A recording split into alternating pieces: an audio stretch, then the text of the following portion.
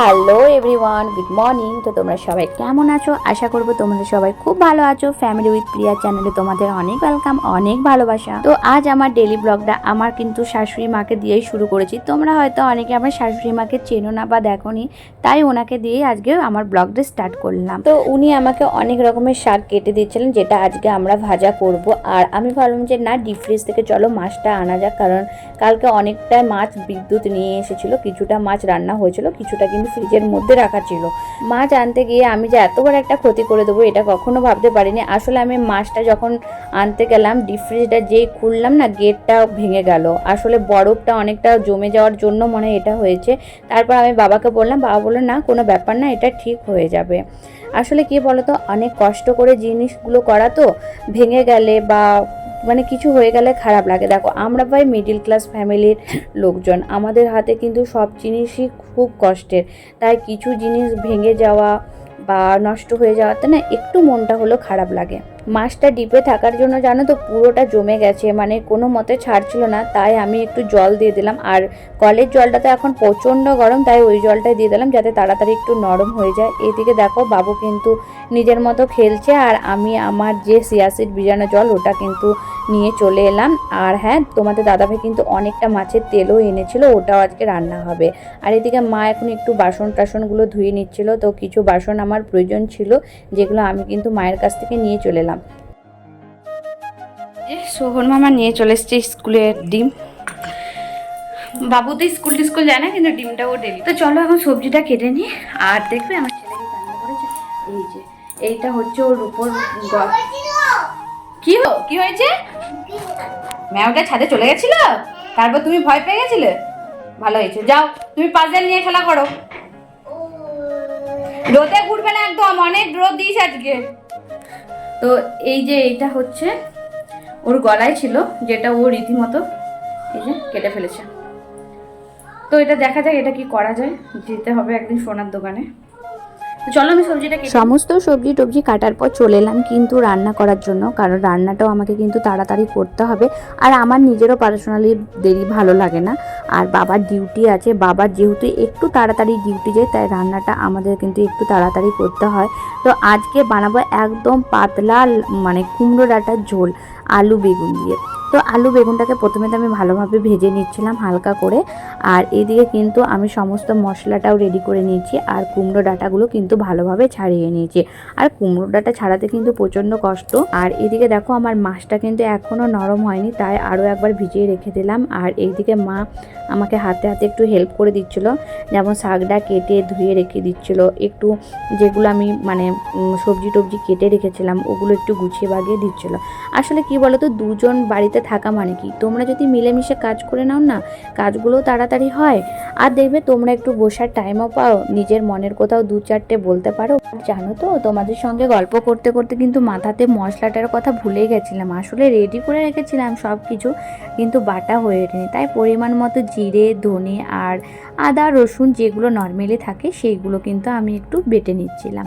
আর এদিকে দেখো, মা আর আমি কিন্তু সমানে গল্প করে যাচ্ছি। মানে এখানে কিছু একটা টপিক নিয়ে আমাদের গল্প চলছিল, যেটা সারাক্ষণই হয়ে গেছে। মানে তোমরা হয়তো লক্ষ্য করবে, আমার না অন্য টাইমের থেকে না রান্নাঘর যখন আসি, রান্নাঘরে না আমার সেমনিভাবে ভিডিওটা করা হয়ে ওঠে না। মানে রান্নাগুলো সেরকমভাবে দেখানো হয় না, হয়তো আমি এক হাতে রান্না করছি, এক হাতে নাড়াচ্ছি, এরকম আর কি।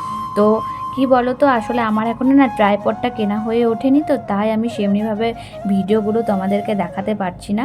খুব চেষ্টা করব খুব তাড়াতাড়ির মধ্যে ট্রাইপডটা কিনে নেওয়ার, যাতে তোমাদের জন্য আমি আরও ভালো ভালো, আরও মজাদার এবং আরও এক্সাইটেড ব্লগ ভিডিও আনতে পারি। আসলে তোমাদের জন্য সব কিছু করা, যাতে তোমাদের কাছ থেকে একটু ভালোবাসা অবশ্যই আমার আশা করা উচিত, তো যেটা আমি করব। আর এদিকে দেখো, তোমাদের সঙ্গে কথা বলতে বলতে মোটামুটি আমার মশলা টশলা রেডি। আর আলু বেগুনগুলো আর ডাঁটাগুলো কিন্তু আমি বেশ কড়া করে ভেজে নিয়েছি। তো ভালোভাবে ভাজার পর দিয়ে দিয়েছিলাম মশলা। আর এটা ভেবো না যে নর্মালি কিছু জল, এটা হচ্ছে বাটির মধ্যে যে মশলাটা লেগেছিল ওটা কিন্তু ভালোভাবে ধুয়ে কিন্তু আমি সবজিটার মধ্যে দিয়ে দিয়েছিলাম। তারপরে এবার ভালোভাবে অনেকক্ষণ মানে কিছুক্ষণ কষিয়ে নিয়ে আমি কিন্তু জল ঢেলে ঢাকা দিয়ে দেবো। আর এইদিকে দেখো, আমার মাছগুলোর অবস্থা কিন্তু শোচনীয়। আমার সবজিটা প্রায় হয়েই গেল বলতে পারো, কিন্তু আমার মাছগুলো এখনও ছাড়েনি। তো যতগুলো মাছ আমি হাত দিয়ে মোটামুটি ছাড়াতে পেরেছি সেগুলো আমি এখন ছাড়িয়ে নিচ্ছিলাম। আর দেখো ঠিক কেমনভাবে চিপকে বসে আছে, আর এই দুটোতে একদমই ছাড়লো না। আমি অনেকক্ষণ ধরে চেষ্টা করলাম, প্লাস আমি মাকে বললাম, তোমাদের দাদা ভাইকে বললাম, ওরাও কিন্তু পারলো না। ওরা বললো ঠিক আছে আগে এই মাছগুলো করে না, তারপর ওই মাছটা পরে দেখা যাবে। আরও এক সাইডে গ্যাসটা ধরিয়ে কিন্তু আমি কড়াই বসিয়ে দিলাম, কারণ এক এক করে রান্না করলে অনেকটা দেরি হয়ে যাবে, প্লাস বাবার ডিউটি আছে। আর পার্সোনালি কী বলতো, এত গরমের মধ্যে না বেশিক্ষণ রান্নাঘরে না থাকা যাচ্ছে না। আর কিছু টুকটাক তো কাজ আমারও আছে, মানে যেগুলো একটু পরিষ্কার টরিষ্কার করতে হবে। তাই আর দেরি না করে আরেকটা কড়াই বসিয়ে মাছগুলো ভাজতে দিয়ে দিলাম।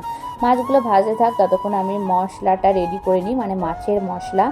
আর এদিকে পেঁয়াজগুলো বাবা এবারে এনেছিল, এত ঝাঁঝ কি বলবো, মানে রীতিমতো যখনই কাটছি তখনই কিন্তু চোখ টোক দিয়ে জল গড়াচ্ছে। তো মাছের মশলা রেডি করার পর দেখলাম যে না, মাছগুলো এক সাইডে কিন্তু বেশ কড়া করে ভাজা হয়ে গেছে, তাই আমি আরেক সাইডটা উল্টে আর মশলাটা বেটে নিচ্ছি।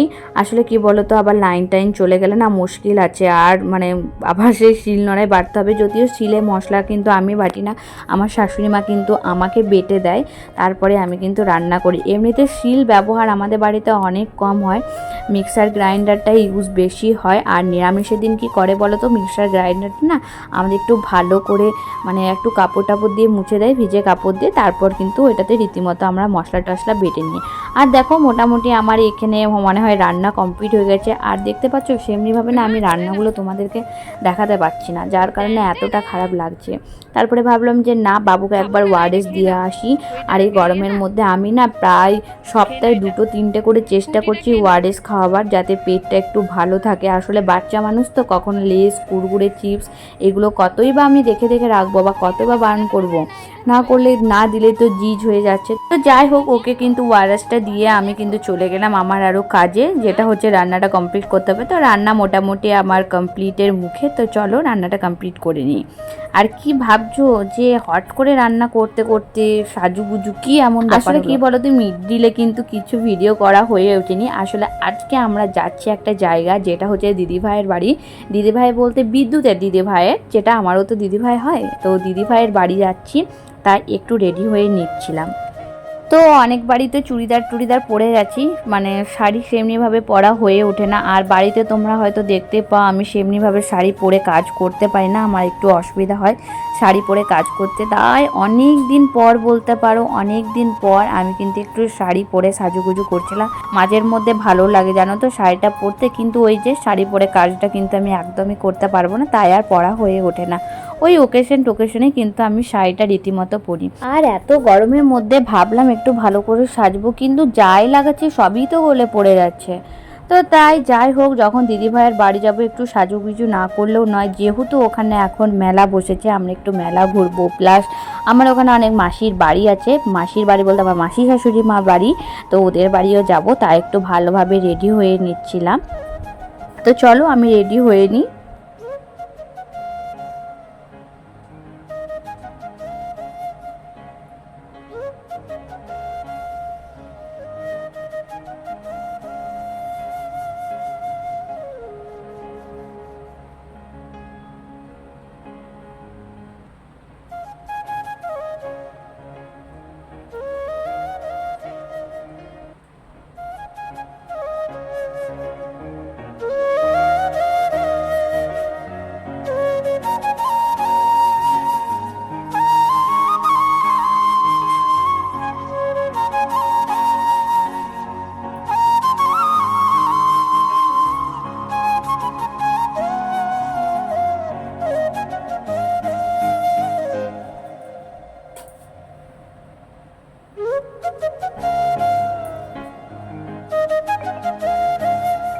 রেডি হয়ে কিন্তু আমরা রীতিমতো বেরিয়েও গেছি, আর আমরা ঢুকে পড়েছি এখন কিন্তু অর্জুনপুর, যেটা হচ্ছে আমার দিদিভাই শ্বশুর বাড়ি। তো আমরা বাইকে করেই গেছিলাম। তো সবার বাড়ি যাবার আগে তো কিছু মিষ্টি আমাদেরকে নিয়ে যেতে হবে, তাই একটু পৌঁছে গেলাম মিষ্টির দোকানে। আর হ্যাঁ, এই মিষ্টির দোকানটা জানো তো ছোটোর মধ্যে হলো, কিন্তু প্রত্যেকটা মিষ্টি ফ্রেশ। আসলে আমরা যতবারই অর্জুনপুর আসি মিষ্টি এখান থেকে খেয়েও যায়, এমনকি বাড়ি যাবার পথে আমরা কিন্তু মিষ্টি নিয়ে যাই। হ্যাঁ, এখানে হয়তো অনেক রকমের মিষ্টি পাওয়া যায় না ঠিক কথাই, কিন্তু যেগুলো পাওয়া যায় কিন্তু টোটালি ফ্রেশ।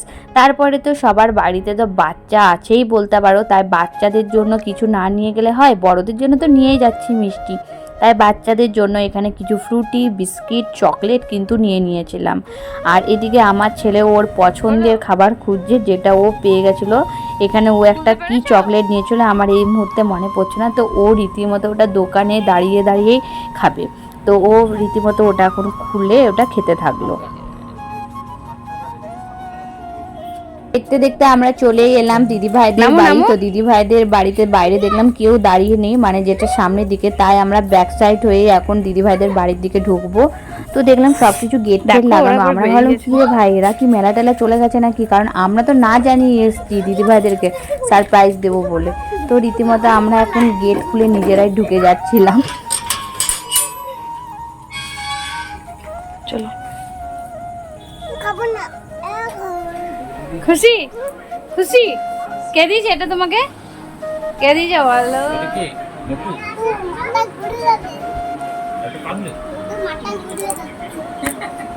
মোটর মাথা ঘুরে যাচ্ছে। এ ফ্যান আছে, ছুড়বি না উপর দিকে, এই অভ্যাসগুলো তোর খুব খারাপ।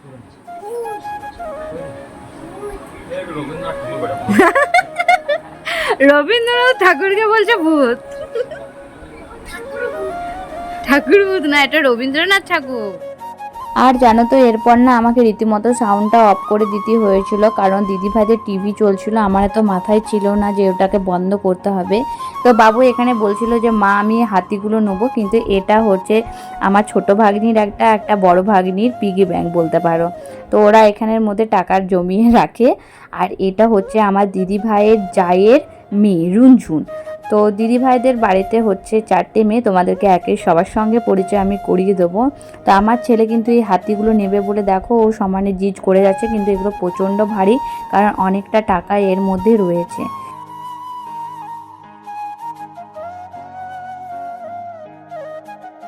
বাবু এতটা জিদ করছিল যার কারণে আমাকে কিন্তু মানে হাতিটা দিতেই হলো। আর দিদি ভাই বললো যে হ্যাঁ দিয়ে দাও, কিন্তু পায়ে যেন না পড়ে যায়, কারণ পায়ে পড়ে গেলে কিন্তু ব্যথা পাবে, অনেকটা ভারী বলতে পারো এটা। আর এদিকে দেখছো রুনঝুন কিন্তু ও নিজের চকলেট, ফুটি, বিস্কিটটা তো ঘরে রেখে চলেই এলো। আর এটা হচ্ছে আমার দিদি ভাইয়ের যা কণা দিদি ভাইদের কিন্তু জয়েন্ট ফ্যামিলি, ওরা কিন্তু একসাথেই থাকে। আর রুনঝুন আর বাবু কিন্তু খুব জোরের উপর 30 দিন না 28 দিনের মতো ছোট বড়। তারপরে দিদিভাই আমাদের জন্য নিয়ে চলে এলো ঠান্ডা ঠান্ডা ফুটি, যেটা আমরা এখন আমি আর তোমাদের দাদাভাই খেয়ে নিচ্ছিলাম। আর রিনঝুনকে বললাম যে তুই তাহলে মাজাটা খাবি না ফুটি খাবি, ও রুনঝুন বলে যে না আমি কিন্তু মাজা খাবো, তাই রুনঝুনকে আমি মাজাটা খুলে দিচ্ছিলাম। আর বাবুর জন্য নিয়ে চলে এলো দিদিভাই আর একটু ফুটি, যেটা বাবু এখন খেয়ে নেবে।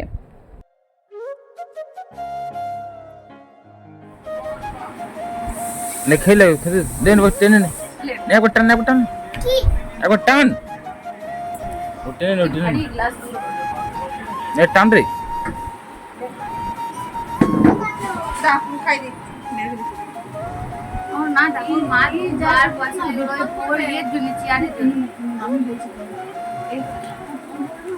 এগুলো পাতলা হইতে, এগুলো পড়ে যেমন।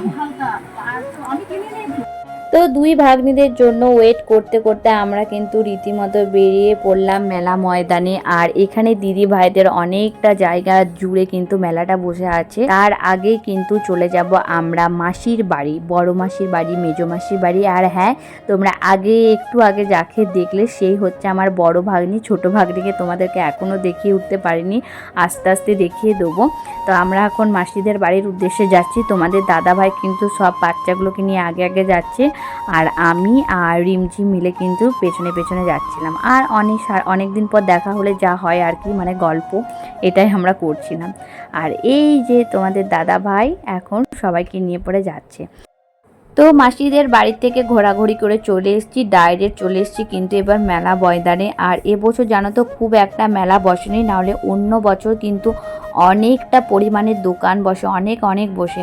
আর এইদিকে বাবু মেলা আসা মানে এইসব গাড়ি ঘোড়াতে চাপা, তো বাবুরা চেপে নিল। তারপর আমি ভাগ্নে দিদিভাই সবাই খেয়ে নিলাম মোমো, তারপরে নিয়ে চলে এসেছিলাম ঠাকুরের প্রসাদ। এইটা তরকারি আমরা কিন্তু দিদিভাইদের বাড়ির থেকে খাবারটা খেয়ে এসেছিলাম, আর আমরা কিন্তু অনেকটা রাত করে বাড়ি এসেছি, প্রায় 11:30 বলতে পারো। তখন কিন্তু বাবা মায়ের খাওয়া হয়ে গেছে, আর বাবা মায়ের জন্য কিন্তু অনেকটা পরিমাণের প্রসাদ আমরা এনেছিলাম, কিন্তু বাবা মা রেখে দিল, বলে যে কাল খাবো। আর আসার পথে আমরা নিয়ে এসেছিলাম চিকেন সাট্টা আর চাউমিন, তো ওটাও কিন্তু এখন আমরা রাত্রেবেলাতেই খেয়ে নেবো।